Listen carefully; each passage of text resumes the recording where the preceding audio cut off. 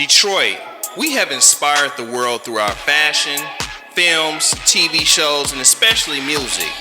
Whether you call us Motown or the Motor City, we are the culture.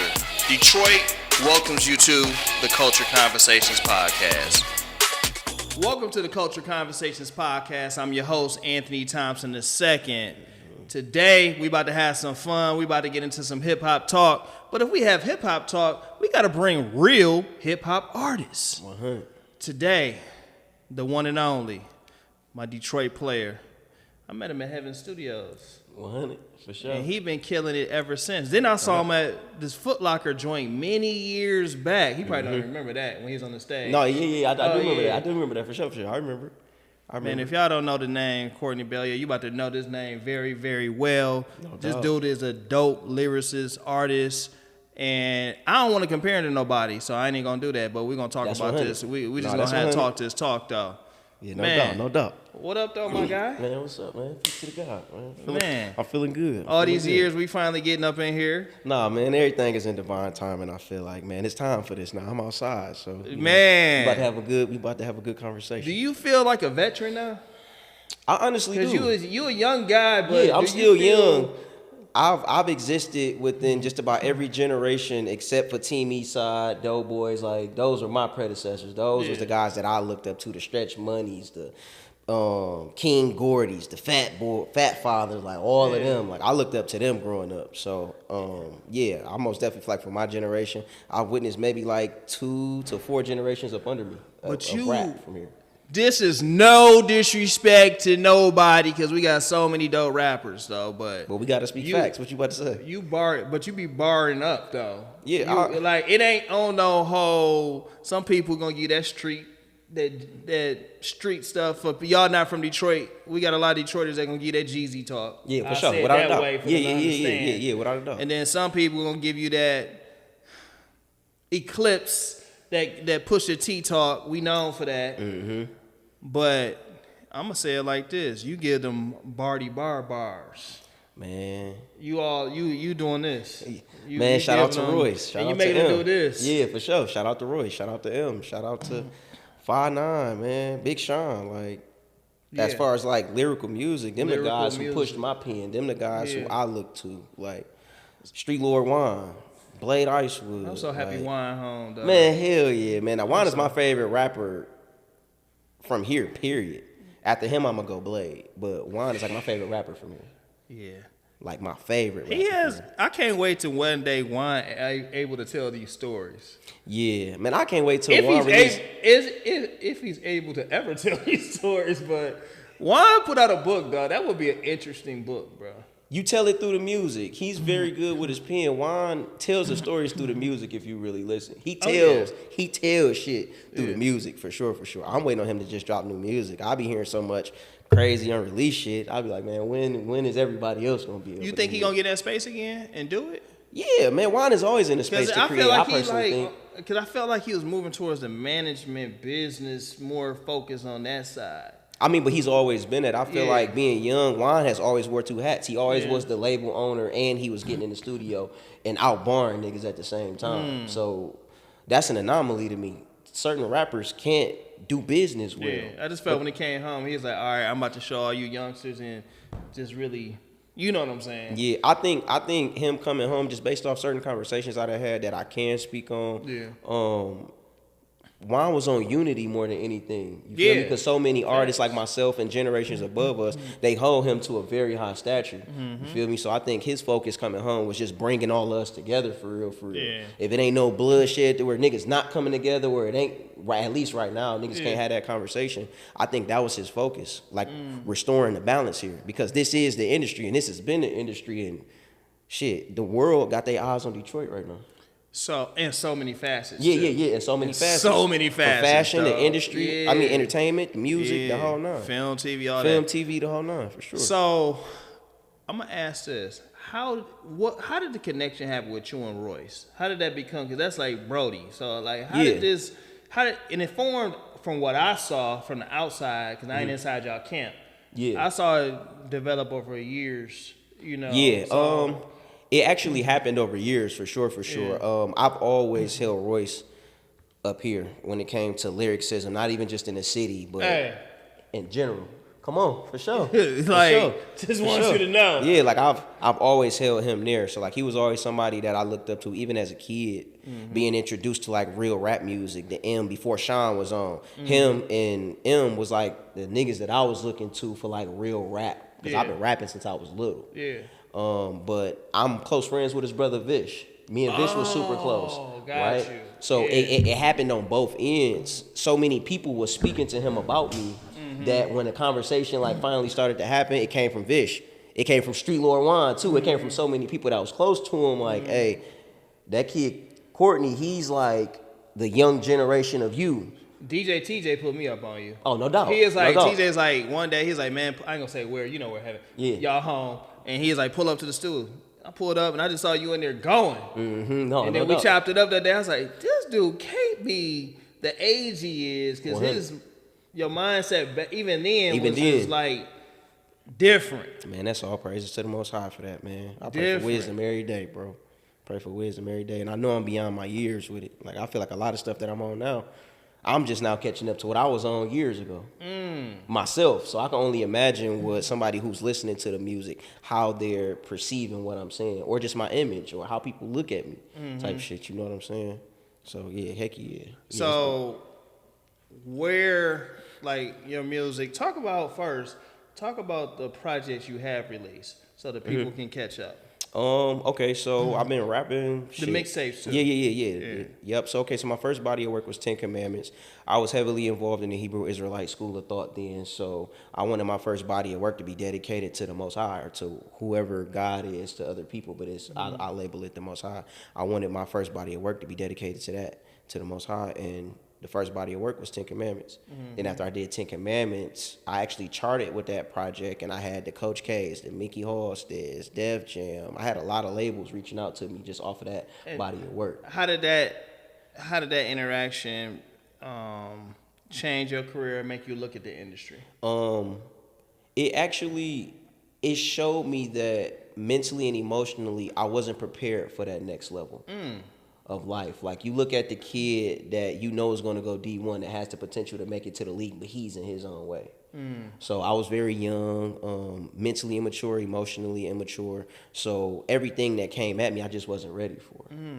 So once we dropped that body of work, seeing success from it, I ended up signing a partnership deal with Sony RCA. Shout out to Mark Pitts. Okay.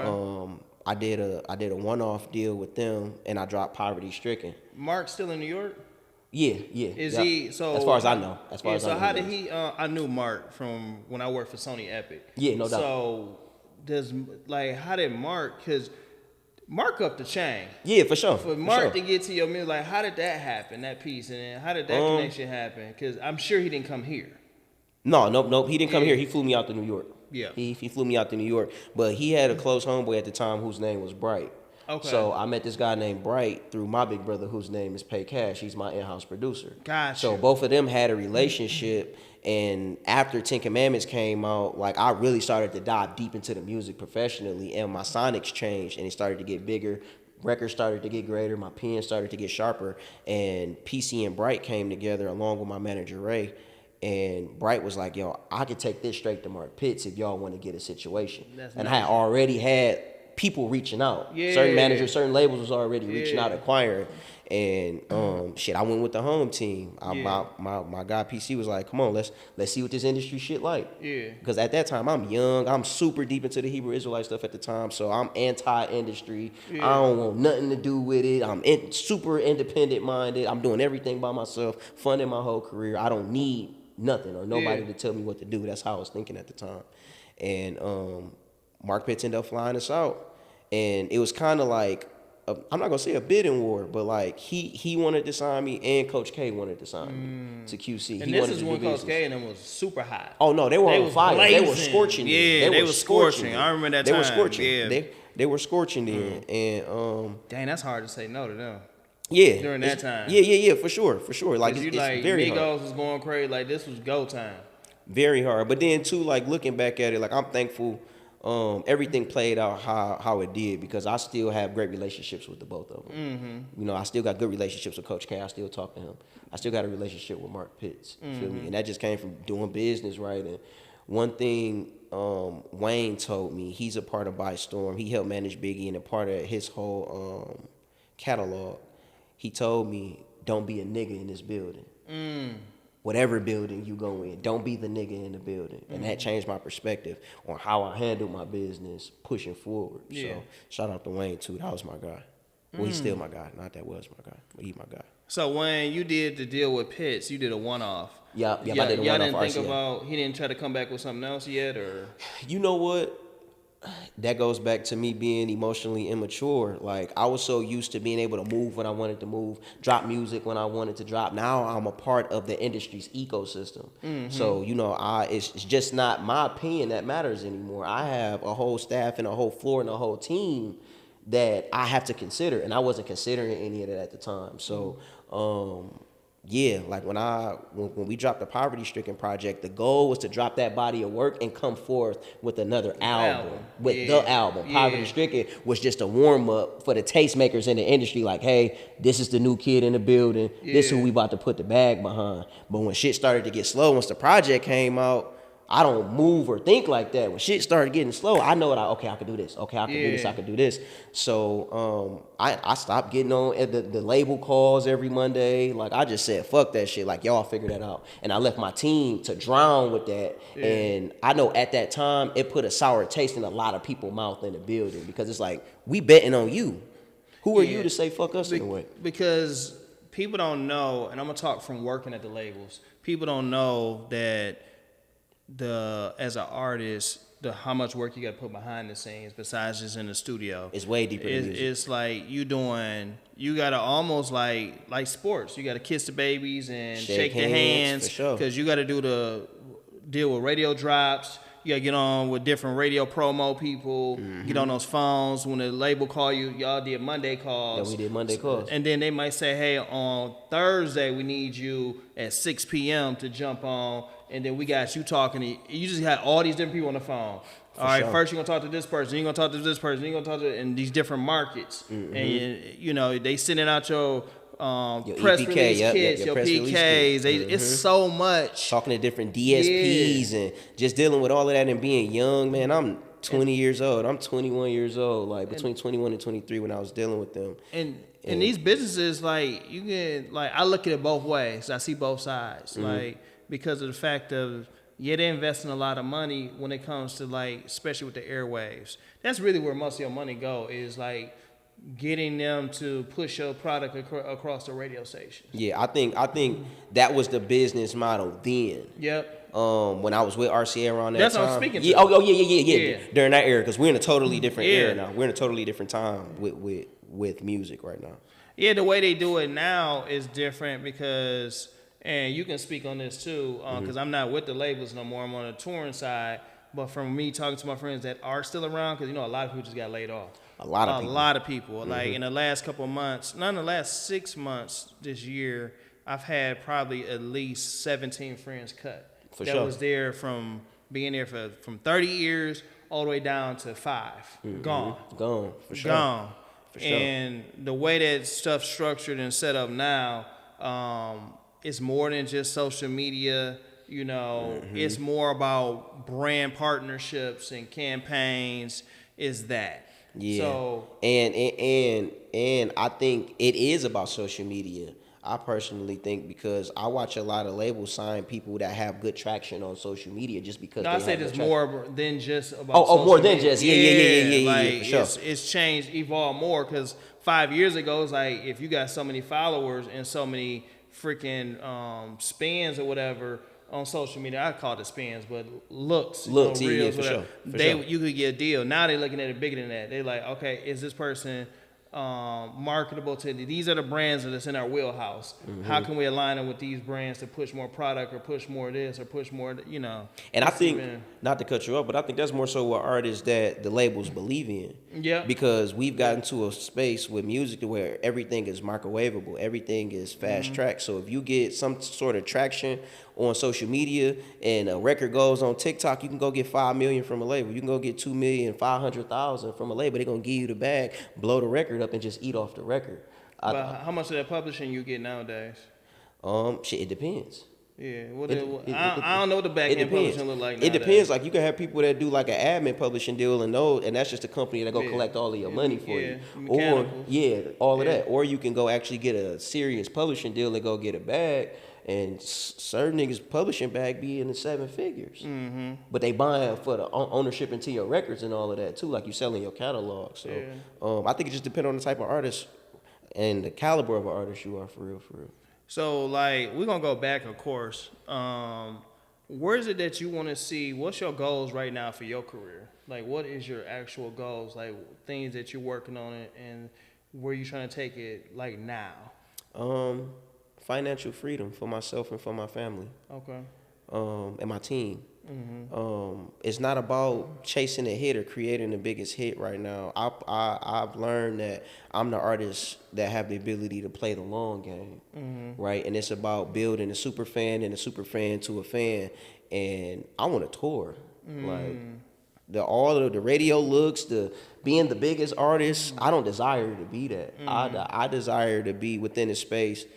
And not just like him, but like a Tech Nine. Tech Nine makes millions of dollars off of music. He's not on no mainstream platforms. You rarely hear him unless you know about his business or you're a super fan of him. Tech Nine stuff different. For sure. It's different. But it's a lot of artists that's like that you will never see on the mainstream, but they're touring. And they're selling out venues, 500 seats, 2,500 seat caps. They're selling them out every state that they go to. So for me, my goal is to create financial freedom for my family and travel the world doing music. And the hits and all that stuff gonna come, granted, because I do have the gift and ability to be able to do that. You know them too, because I came in the game working with Slum Village. And oh, man, yeah. Man, Young RJ and them, like, that's my family. RJ, Young RJ, all them, and T3, all them. And it's like, literally, when what you just talked about is exactly how their career is set up. For sure. Touring, like, they stay going, they selling out from 500 to maybe 5,000, but 2,500 usually, and just steady. Sometimes they go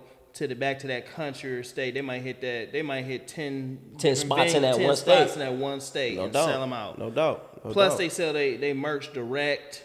Come on, they doing a lot of stuff direct, and they make a great living. And that's where the money is at, man. When you can cut the middleman out and go directly to the consumer, man, you're dealing with your super fan. I can identify what my fan looks like, what he likes to eat, what she dresses like. Like, when you can get to that space with your music and know your analytics, I'm not gonna say cut the middleman out, but if you do have the financial stability to fund what you're doing, do the right partnerships, or through the right for sure, that make sense. For sure, if the partnership makes sense, for sure. I'm not don't do a deal if the business makes sense. Yeah. You feel me? But I'll stand for independence more than anything, though. If you got the power, the will, and a great team behind you, we in the era where that's what everybody is on right now. Anyway, that's why a lot of people, I feel, are getting laid off, because the industry is shifting right before our eyes. It's going from the industry having the hand to the hand, the power of the hand is back in the people. Yeah. You feel me? A lot of artists are going directly to their fans now. Yeah.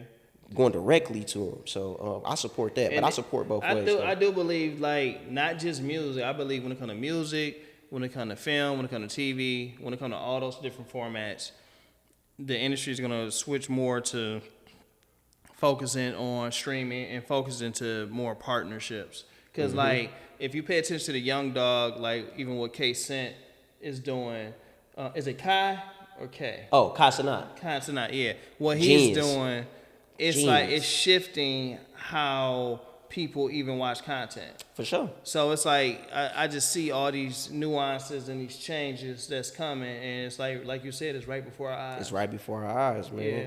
And I think it's just best for those who are paying attention, get ahead of the curve. I think Ye started a lot of it.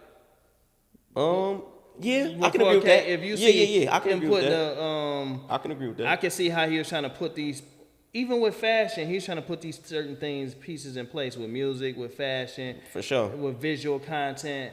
He's an innovator. He started innovating, pushing. But the thing is, he just rubbed industry the wrong way. That's what it is. Like the industry can't stand him. But he rubs the regular mind the wrong way if you don't completely enter over or understand what he's saying or what his intent is behind what he's doing. Now, some of the shit can be left field and be like, all right, nigga, like what the fuck? Like, why did you do that? Why did you say that? But he's insanely a genius, though. Yeah, he wouldn't be where he is if he didn't think or move how he do. I'm not a doctor. I'm just stating from what I've toured with him before. So I'm just stating from what I believe. I believe that he is a genius and that he sees things because, like, when I toured with him, we talked a lot about, like, colors and textile because he sees colors and with music and fashion. But since his mother's passing, he definitely deals with bouts. It's dealing with mental health. So sure. He has some mental health things that I feel like art is what keeps him in control. For sure. His art. But definitely throw a prayer for that brother, man, because it's like he battles on a regular. And he's at a high level, like industry-wise and on a financial scale. So it's like that's a whole nother ball game. For you to scale down and scale back up the way he did is insane. Yeah, for sure. Without a doubt. And it was part of his plan. That's what's even crazier. Genius, bro. Yeah. Genius, bro. So let's get back to your music though. Like, cause after you did the first project, let's talk about the current project. I know I'm jumping around. No. Hell no. Healthy conversation. Yeah. My current project, I fly to New York in the morning with my business partners to do my presentation for everything. So my current project, I just finished, just turned it in. I'm excited to release it. Is it something? You've been working with a lot of people, the Vezos and all them. Yeah, so for sure. Who all is on the project? This project, nobody. The only you did that. You did that too. Just me. So you do this. You put people on the mixtapes, and then you do your project by yourself. Yeah, because I noticed looking at my analytics for whoever is a Courtney Bell fan, they love Courtney Bell. They don't give two fucks about a feature unless it's somebody that aligns with what I'm on or what they like to hear.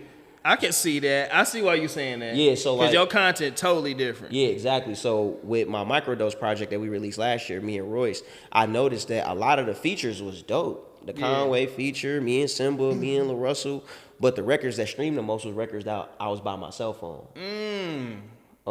I like the fact you're doing your homework. Yeah, and shout out to my team because my team got me on that. But so coming with this body of work, I got Royce on there. I got like two singers on there, but I wanted to give this to the super fan. If you're not a fan of what I'm doing and you're a new listener, I want you to hear me. I don't want you to hear me as of right now because this person is on the record. So it's almost better that you go be on other people's stuff. Yeah, always. Always. Unless it's somebody, like I said, that align with the brand, somebody that makes sense. And it's not to say Vezo, those my guys. Babyface, Rays, T, my cousin T Grizzly, like all of these guys is my guys, right? Yeah. But I feel like along the way of me releasing Microdose and all of that, I lost myself in features, meaning I'm not bringing them into my world. I'm creating music that is aesthetically pleasing for them to get on, and it makes sense. But I'm losing myself in the midst of that because I'm not creating the music and bringing them into my world and making them rap in my world. The way you explain that, nobody can ever get upset with you. No, for sure. Ever. It's respect. Yeah, it has to be respect. It has to be respect because outside of the music shit, I have a lot of street ties and real relationships with a lot of the rappers, like outside of music. Yeah. So with what you just said, like it ain't nothing but respect. Nothing but respect. It's not to say that this verse was trash or we don't mesh together. At the end of the day, I control the music that I put out. So I'm in control of what songs I send out for features. And with the last body of work, it kind of made me realize like, nah, like I'm not truly being 100% myself. I'm trying to please whoever I'm sending a feature to. So it was more easier for them to write to. Who do you connect with the most of artists that's not from Detroit? Like, who do you even listen to? Who do I listen to? Man, I listen to older music and R&B. I ain't gonna lie. I listen to Nipsey. Okay. I listen to Tupac. I listen to my homie Westside. I knew you listened to Nipsey. Oh yeah, for sure. Hands down, he's one of my favorite rappers. You listen to Nipsey. He's one of my favorite rappers of all time. He looking over you right now. Oh yeah, for sure. And I had a real relationship with Nipsey too, so that was dope. Nip, Pac, Kendrick at the top of my list. Okay. Andre 3000, Big L. You think 3 Stacks ever come back and rap? If he finds something to rap about, I feel like where he's at now, he's in love with the music, but he may not be in love with that format. Yeah, the format of rap and expressing itself. Yeah. But he's still in love with music. I personally think. I think he's just broadening his horizon. He's expanding his palette with the music. But I would love to hear Andre 3000 album. Yeah. Because his like even like getting a feature from him is like a breath of fresh air. Just to hear him rap in this era and in this time. What is it that you like about Kendrick and his music? Is it the movement or is it the actual? It's everything about his music, bro. For me personally, I'm a diehard fan of Kendrick. I love that he took consciousness commercial.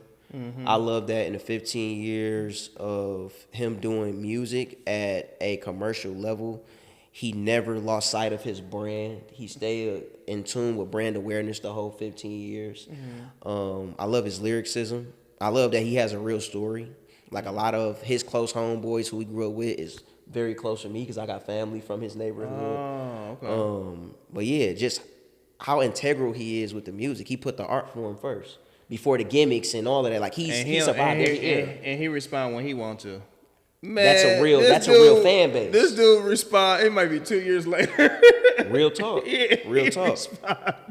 You be like, dang, dog, you just responded to that and then bodied him like did you hold all that aggression all that time?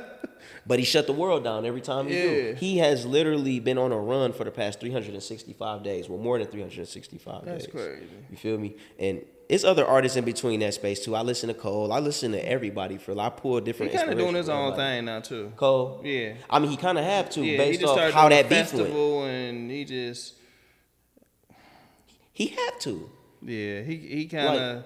I understood why he tapped out of it, and then at the same time, because of his pack, because I think he felt like he was getting off brand. Yeah, I can see that. I can see that perspective, like where he like me and him boys. I could go and try to spar with him. I don't think he was scared to spar with him. I think it was more like I'm getting outside of it's about to take me way off of what I'm doing. Yeah, I think that can end your career too. Yeah, I think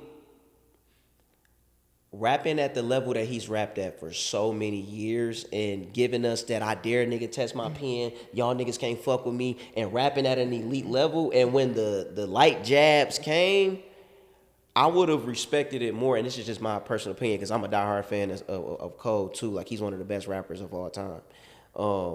I didn't respect that you jabbed back and then apologized. Yeah, I didn't like this the is apology. Hip hop. Yeah, I ain't like that. I'm gonna hit you on the side like, hey, bro, you know what it is. Yeah, I ain't like that either. Yeah, like you know what it is, my nigga. Like I ain't turning that down.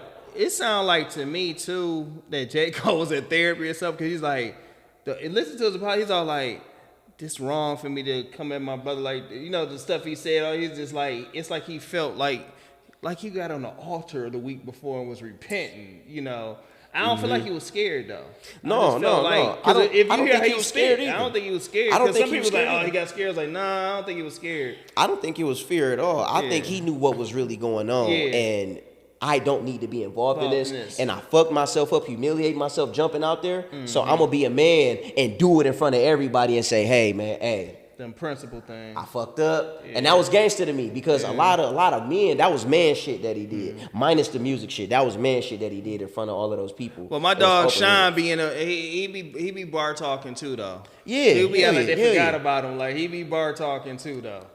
Sean got it. Sean got it for sure. I think me personally being a fan of Sean and being a student to him, I think Sean getting his own way and he overthink the music. My personal opinion, like being a fan with his pen, because Sean can go. I don't think it's just the music. I think it's personal life. For sure. That's where everything starts from. I think it's personal life. I think all three of them dealt with that. I think Kendrick dealt with it, but when Kendrick get like that, he step away. Mm-hmm. But it's also, okay, so I look at it like this. If we having a conversation about the big three, right? We get three things from your Cole, your Kendrick, and your Drake, right? We can pull great things from each one of them, right? Yeah. But what makes the number one is I'm going to do whatever it takes that 2 and 3 are not going to do. I was pissed at Drake. Why you say that? That lawsuit bullcrap about that. I was like, oh, get out of here, dog. Don't Man, have your name attached to that, dog. I think it's politics to the industry, and it's something deeper going on. We know what happens on the business side. We already know what it costs to break a record. We know that. For sure. We know, like, for sure. If you ain't got this number, you can't break a record. Break a record. Yeah. Really break a record. We know what it is. So it's just like he got mad because the machine. I feel like the machine started pulling away from him, and he ain't like that. Man, it could be a million and one things. With that type of shit, like that type of shit be one up in the air. person pissed off. yeah. You could have pissed one person off or pissed the whole floor off in a building and shit just go left. Shit get like that. I learned to move with respect and integrity. Every room I go into, just in case I have to double back in this room. Man, it's such a, like, people don't know how small the industry is. The real industry. The real so industry small. Is very small. It's so small. It's probably on two hands of guys and women that control really everything. Make it that move. Control it. Yep, that really make everything move. Yeah. For sure. That's a super fact. Yeah, I mean, that's another reason I don't like guys like Ice Cube, you know. Independence. And he know how to move outside of the box. Come on. You know. And not a lot of people can do that, man. If you have a way to get directly to the people and you can deal with the people hands on, man, you dangerous to any industry you in. I feel like whether that's music, whether you sell shoes, whether you a plumber, you sell fruit, well, I don't give a fuck what it is. Yeah. If you have the power and the pull to inspire people and to influence people, I think those are two of the most dangerous traits that you can have. Because the people, we naturally gravitate to that type of shit. Man, I'm loving this conversation, man, because you've given a lot of insight today. Very dope insight. I love having these type of conversations. Yeah, for sure. I'm just such an all-around industry guy. Like independent, majors, all that. I love this type of talk. When it comes to your style, was it something that you just naturally created, or is it something that just evolved over time on the way you wear your hair, even the jewelry? Well, you don't wear a lot of jewelry. The jewelry you wear and the way you wear your clothing, like, was that something that you put together, like, all right, this is the image I want, or is it just like something that developed that's a part of you? No, I feel like it just developed over time, man. I wasn't thinking about imaging or branding or none of that. Like, starting off, I was just myself, right? Okay. If I was confused, I looked confused. If I was straight, I was militant. That's what it looked like. I feel like through fashion, through jewelry, through the things that we wear, like, it tells stories of who we are as a people before the artist.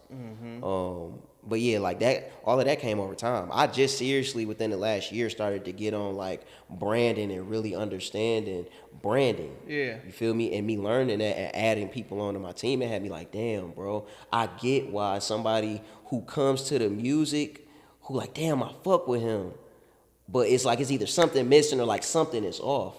I had to realize that my image and my branding was off in some areas. Even myself, I'm not there yet. I got some stuff. I got some pieces and things that I need to add so that our team can really flow. 100. You know, and I'm like the guys, even the youngsters. I'm trying to learn from them and pay attention how they doing things, why they're doing things, and then also from our older, you know, how they set things up so that we can move forward. But one thing that I have dealt with that's been difficult, and you tell me about what a team is. People being hungry to go get it, that consistency. That's something I saw that's been like, I remember when we was first coming up, we was everywhere. We was going after, we was hungry. I'm just not seeing that same level of hunger. It's like, I started off helping. I started off trying to learn and helping and being around, you know what I'm saying? But now everybody wants to be a boss the first day. Yeah, so I mean, how you I think with that? You are who you have around you at the end of the day. You know what I mean? Like if I Big Meech said it, shit, if you a robbing ass boss, you gonna have some robbing ass niggas around you. You feel me? So I realized that who I have around me is nothing but a mirror and reflection of me. And we grew up in an era privy to, prior to social media and phones and technology advancing the way it is. Like, I grew up in an era. Our camera phones was trash. Yeah, bro. Like trash, dog. Yeah, like I was a part of the generation that was like last to be outside. Like being on a bike, driving through the hood. My mama don't know where I'm at for 10 hours. She don't have a way to call me. Yeah. So I think like growing up in that era, phones and social media wasn't big, so you had to be up and out. You had to be grinding. You had to have a real relationship with somebody and pull up on somebody and talk to them. Once technology and all of these phones and everything started to advance, our drive and our hunger started to dwindle as well, because it's like you were watching people blow up overnight. Because that phone bill used to get high quick. Oh, for sure. You be like, hey, dog, hit me back later on. Call me at 7. I'll call you at 7. Yeah. Call me at 7 o'clock. Call me at 7 o'clock. Don't even call me before 7 o'clock. For sure. But I think, you are who you hang around, man. So I'm wise enough, thankfully, to be able to pick and choose who I have around me, and I have a great team around me. Mm-hmm. And it's only because I'm getting better as a person internally. I'm becoming a better man. So by default, the people around me, they either have to vibrate or resonate at the frequency that I'm at, or they're naturally gonna fall off. Naturally. So what's some of your key points you can give for our young inspiring artists to become an artist? Like, what's some of the key things they need to do before they even call themselves jumping out there all the way? Like, what's some things they need to look at to build themselves up? Figure out who you are. Okay. Have a relationship or a foundation spiritually with who or whatever you deem God or the Most High to be. Start diving into your branding and your image early on. Figure out what your story is. Shoot 1,000 jump shots in the studio. Never stop creating. Always be creative. Always think left field. Don't go with the crowd. You are a unique imprint that God designed to be here, and you are an individual imprint of the Creator. So figure out what that is within you and express that. If it is through music, express that through your art. Everything else outside of that, when you do a few of those things that I mentioned, you're going to attract all of the people. Scripture tell you that your gift going to bring you before great men. Focus on your gift. Lock in on your gift. Don't nothing else matter. The party ain't going to be there. And the OG told me this when I was young and I was in the street, like, just caught up on the block and gangbanging and hustling and all of that. Like, young nigga, you can leave for 10 years. And a lot of these niggas that you hanging around, you going to come back 10 years. 9 times out of 10, they're still going to be right there. Go focus and lock in and do what you called to do. And then come back and help whoever you can help. You know what I'm saying? So, focus on those few things, man, and everything else is going to work itself out. But stay creative and really create. Not just like microwavable music, because I feel like now we in the era to where everybody think they can rap. Everybody think they can rap. And a lot of the shit is going viral because, I don't know, niggas' image might be right. Branding might be right. You feel me? And the music. So what you think that's going to do to the music? The music industry. It's always been garbage artists out. For sure. It's always been garbage artists. Always been garbage artists out. So what? For sure. How do you feel like, why are they getting pushed to the forefront now? I mean, because like you profit off of medicine. I mean, the pills more than the cure. The poison.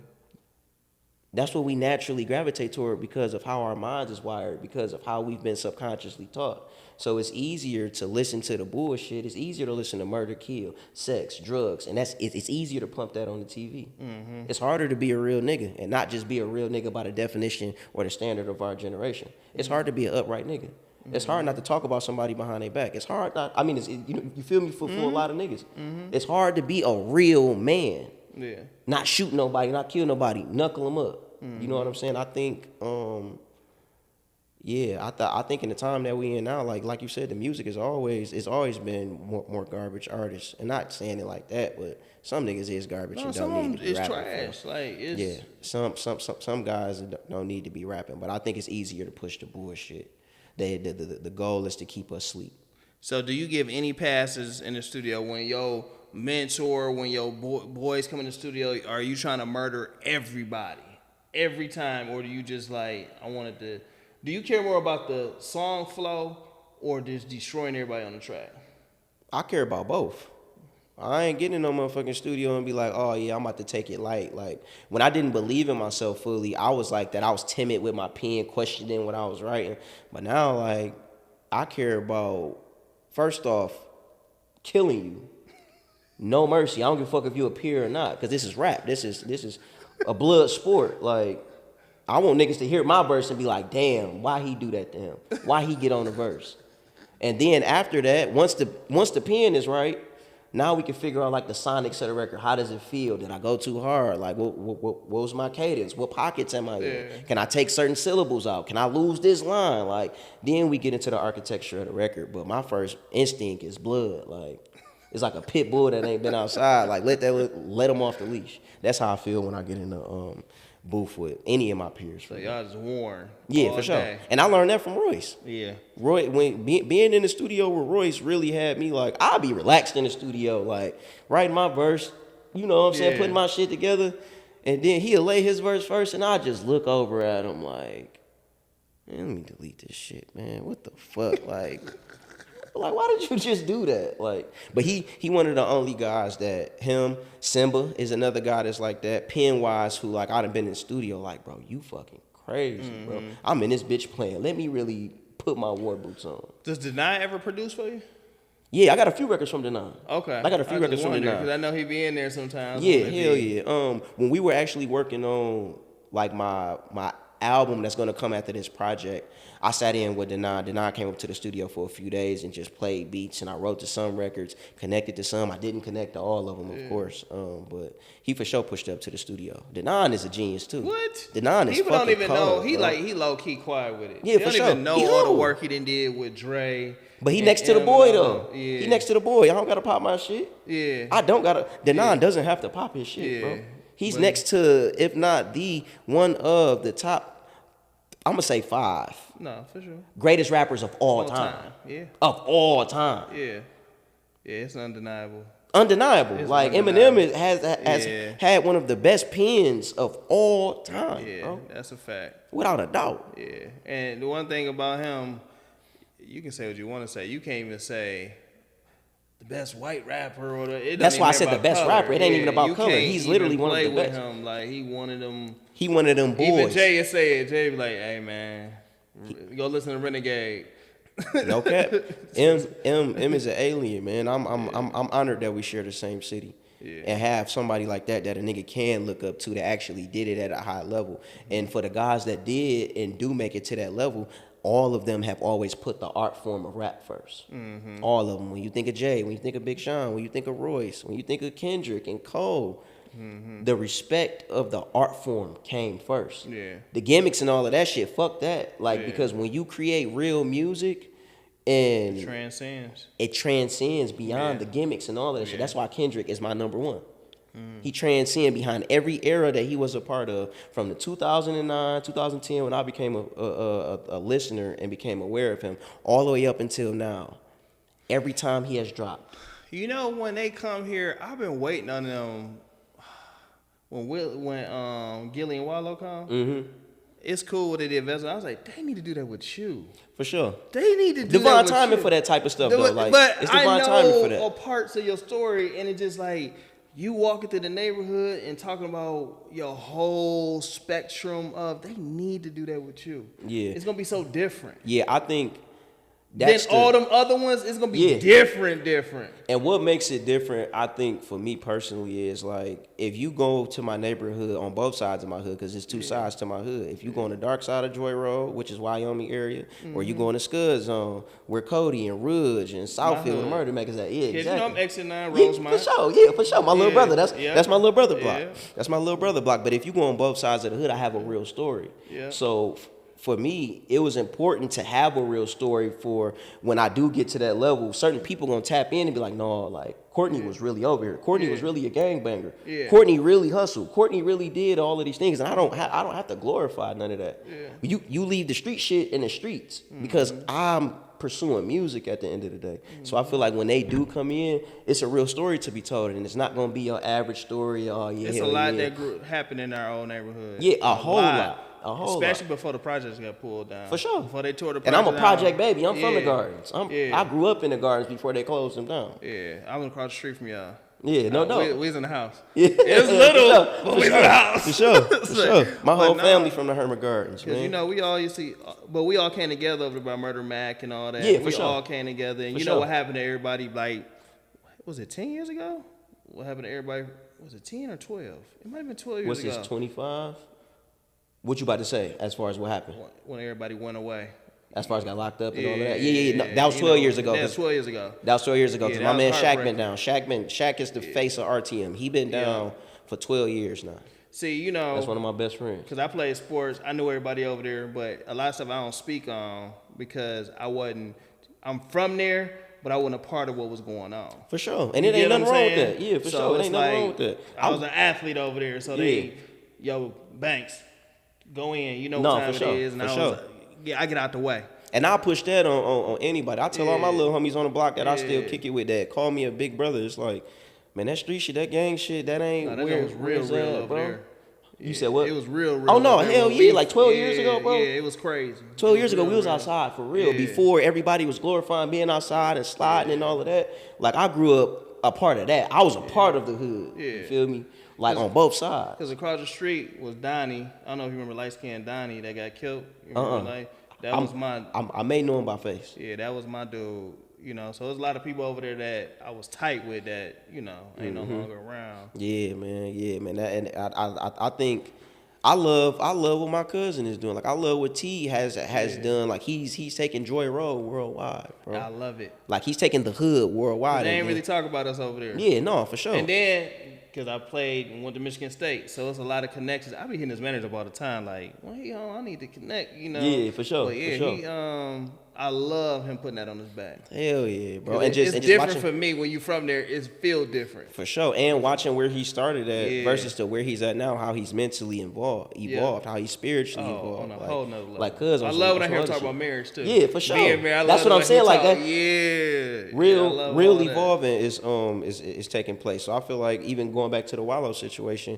and Gilly's situation, man, all that shit gonna happen in divine timing. It got to. I think it was more so me stepping up to believing in myself and knowing what I'm called to do. I lost my voice in the midst of chasing a voice when I already had one. Yeah. You feel me? Like people come to me for soul food. Mm-hmm. You feel me? For another nigga, he might be a chicken wing type of nigga. When we was doing the Foot Locker stuff, I don't know if you realized how on fire you was in the streets. No, I didn't. Dude, everybody was like talking about you. That's why I pulled up to you. I was like, you know, you from my hood though. And we started chopping up. I was like, for sure. I rock with you. Like, you know, that's the first time we actually chopped it up. I just sat in the background before. And I was all like, I don't think he really, because you was all like, man, appreciate you was hugging and showing everybody love. Yeah. And then everybody talking about you. You was like, oh, you heard my music? Like, you was surprised. I'm like, I don't think he really know how people really watching him right now. And you know what? I still had those conversations to this day, man, with my team, with like a lot of the guys that got taken away 12 years ago. Like a lot of my big brothers and brothers who I was a part of the hood with, they home now. Yeah. So it's like to have those conversations. We had those conversations now. Like, bro, I don't think you know how impactful and how powerful you are, like just for the city alone, like what you bring to the city. Like that's what you need to focus on. But I don't be paying attention to that type of shit. I'm a people person, man. I don't live in a space of like my ego with the music. But it does serve a purpose from time to time. Like I feel like that's the space and the era that I'm going in. I do want to see some of us, because my old neighbors, I still go over there a lot because my old neighbors are still there. Like, on my block, it was two of us that went to college. It was like two of us. Me and my next door neighbor, Terry, she went. Everybody else was in the streets and whatever. I do want to see guys like myself, guys like you, and a lot of the guys in the streets all come together, because I feel like we can be so more, I feel enough happen where we from, and I feel like we can be so more impactful. For sure. We got to figure out this Joy Road unity and really, I was talking to KDZ about it, because me and him talking, he's supposed to come here soon. I'm like, dog, we got to figure out, we got to unify this from every aspect though. I feel like it's happening. Shout out to my homeboy Wanzo. Wanzo is doing a lot of work in the hood, in our hood, because he's from our hood. But he's grabbing a lot of the young niggas, man, that's on the gang banging, that's caught up in the life, and like unifying a lot of cliques that's like that got blood on each side. Like, and he doing a lot of work in the hood. And what I mean by that is not just the streets, not just the rap, but I want to bring the educators. I want to bring for sure. the film people, the TV people, people like myself, the athletes, all of us together and help transform where we from. Yeah, for sure. That's something I really like. I'm saying it to you now because I want us to connect, and then we start building these for where we from and change that. For sure. It's already done. You done spoke it. Yeah. All we got to do is walk into it now. Yeah, for sure. All we got to do is walk into it. It's done already. I'm with that. Anything that's going to develop the minds of the generation that's up under us, especially from our neighborhood. Like, that type of shit be important. I don't feel like it's no emphasis over there. For sure. You know? For sure. Because, like, my family is like, oh, no, you're not going to Cody. You play football, you're going to go play King, Cat, one of these, and I play that King. They say, nah. And actually, it was a blessing. Because you know us, where we from, we never went to the east side. I ain't know nothing about the east side until I got the King. Man, my mama wasn't having none of that shit. My mama is Joy Road to the bone. Yeah. She like, nigga, you going to Cody, and that's the end of it. Yeah. I was trying to go to West Bloomfield. Man, I was what? Man, you crazy. Yeah, my mama was like, you're not about to be a Cody Bear. Like, nah, you know, we saw it was just too much going on. Man, my mama didn't care about none of that. She like, nigga, I went to Cody, your grandma. But that's how it was where we was, you know, all everybody went to Cody. I know you know all my cousins, all them Thompsons over there. Yeah, no doubt. So, no doubt. Hell yeah, man, my mama went going for that shit, man. So, but I'm thankful for it though. I'm gonna laugh because I want to see your mom because we might. I'm sure when I show you pictures of my cousin, you like, I know him. I'm gonna for sure know your family. I'm gonna for sure know. We know. Because it's like everybody on Joy Road, we cousins or cousins of a cousin, or we related some type of way. Your mama hung out with my mama back in the day or whatever. Like, the hood's small like that. And a lot of us are really blood related too. I got so many cousins that's from the hood that like. How that happened? We know how that happened. Yeah, for sure, man. That's project life, man. This family fucking with this family, now they interconnected. This family fucking with this family. Before you know it, you got third cousins, second cousins, and first cousins. That's like this. Like I'm close with all my family from the hood for real. For sure. I'm close with all of them. So like, what do you feel your purpose is? Not music industry wise, but Detroit industry wise. Like, what do you feel your purpose is as? Because I see you leading the way in a certain category. To commercialize consciousness, to make it be okay to be a man of God and still be from the block and be yourself. Yeah. I think I'm pushing a high vibration and a high frequency through the city, because I most definitely inspire a lot of the homies, like when I talk to them personally. So I think that's what I'm called to do, just within the music space, just raise the vibration of the collective. You know what's crazy?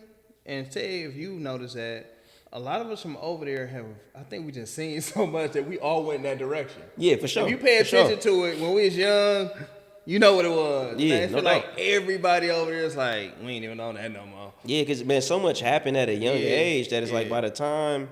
It's like being a kid who was able to experience outside, and when you get older, it's like, I don't care for clubs. I don't care about titty bars. I don't care about doing none of this by the time you're 18. Yeah. And versus somebody who was sheltered or wasn't fortunate, and not fortunate, but like they weren't able to go outside. When you get 18, 19, and you able to be out on your own, you're going to run loose. Yeah. You feel me? So I feel like a lot of us just grew up fast. Yeah. Growing up in the neighborhood, for real. Man, I'm thankful for the way we grew up. For one, because I remember, this is funny, I'm going to talk about this one day, but my mom, I remember, because I'm an only child, man, they trying to get my bike at the liquor store. They trying to get my bike. And I was like, yep, on the other side. Yeah, where's that J&S? I think that's J&S. And I was like, ain't take my bike. I jumped on my jump. In the crib, they followed, it's like 5 of them. Oh, they for sure following you to the crib. They followed me to the crib. I got my junk in there, and then they came, my mama came outside. She's like, oh, no, you going back outside. I was like, man, I ain't going back. It's 5 of them. She's like, fair one. Y'all shooting a fair one at a time. She said, because if you run today, you're going to be running the rest of your life. Man, my mama, I didn't know I could fight it to the end. Mm-hmm. And then I got my respect that day on my front line. Okay. I was like, I had to be like 9. I was like, man, there's 5 of them. And then it's funny though, we was cool after that because I gave them that business. And we was for cool sure, after it's that. respect. But I think I whooped them because I was so scared. But I was like, man, my mama saved me because you know how it was over there. I'd have been. She was right. She's like, man, you'd have been food for the rest of your life. You would have been food for the rest of your life over there. That's just crazy. You gotta stand your ground, and I feel like even if it ain't from over there, that's anywhere. You feel me? Like a lot of these young boys, they raised by single parents. Daddy's not there. If they are there, they not fully present in the crib. So a lot of the characteristics that they do have, they get from their mother. So a lot of these emotional tangents that niggas go on, how they be wigging with women and losing their stuff, don't have control of their emotions. It come from a man not being present in the crib. You feel me? So in our generation, the mamas was different. This younger generation is totally different compared to how my mama is, and you older than me. So how your mother was during your era and generation of growing up. So hell yeah, like what my mama wasn't going for none of that. You better take your ass outside and knuckle up. Gotta do it. And I got brothers too, so I got older brothers and I got little brothers too. But like my older brothers weren't going for none of that. Yeah. Like who doing what to you? Yeah. No, come on, and made us go head up. You know what time After that, and I ain't let it say anything out the way. I'm popping off because you got to coming from where we come from. You feel me? You got to. Man. I'm thankful that you pulled up on me today, dog. Oh no, yeah, for sure. My schedule just been super crazy finishing the project, and now, like I said, we about to go to New York and do the presentation. So today was the perfect day. You about to do a couple shows too. Yeah, for sure. Yeah, I'm about to be outside. So man. what is before you let me know? What's your 2 favorite songs to perform? Because I know something is different from like playing on the radio or all that. What's your 2 favorite to perform? My 2 favorite songs to perform is probably Issues. I got a record called Issues. Probably Issues and Motion. Emotion? Yeah. Okay. I think those are my top 2. I think those are my top 2. I would say Word to Conway too, but I open up every show with Word to Conway. I'm gonna probably open the show up Thursday at the Hart Plaza with Word to Conway. But now that my project is done, I'm gonna be performing new music and probably mix in some of the stuff from me and Royce project, the Microdose. So you about to really get focused in on touring and shows, like that's where you're gonna move that focus to. Yeah, now that we figured out the era within the image and branding, now everything, like we can turn this into a powerhouse now. Because the branding was confused. I was a street artist first. For those who are a fan of me, who really know me, I was Kid LC first. So like I was on super street shit, RTNYF, Joy Roll, like I was fully on that. And then when I got in alignment with the Most High, started studying the Hebrew Israelite culture. Then I dove deep into spirituality rap and became conscious and aware, and that's all I was rapping about. And I put my foot in my mouth to a certain extent because for people who are new fans to me, that's all they thought I was. You feel me? And that's for people that's outside of the city. If you from the city, then you know me for who I am. But now that we got the imaging on point, and realize that, like, I've always rapped about God. Even when I was on street shit, I've always brought that level of consciousness to the music space. So now I think it's just more so, now that I'm wiser, I'm more in tune with myself and in tune with my music.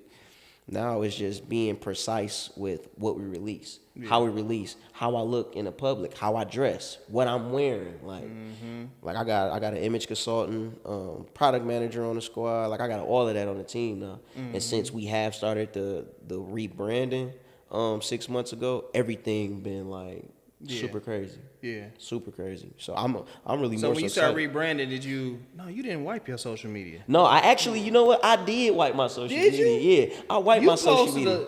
You back up. Yeah, I'm back up now. I'm back up now. But we wiped my page because we were gonna start a soft rollout with all of the new shit that we've been working on. But a lot of opportunities came and people were reaching out to my team like, hey, we want Courtney for this, we want Courtney for this. And when there's big opportunities, whoever is in charge, those companies have to go on your Instagram and check your page out.